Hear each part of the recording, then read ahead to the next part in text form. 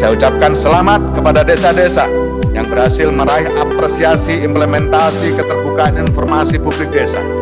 Semoga apresiasi ini menjadi semangat bagi desa-desa terpilih, menjadi inspirasi bagi desa-desa lainnya untuk semakin baik di masa depan, semakin transparan dan akuntabel pengelolaan pemerintahannya, serta semakin meningkat partisipasi warganya.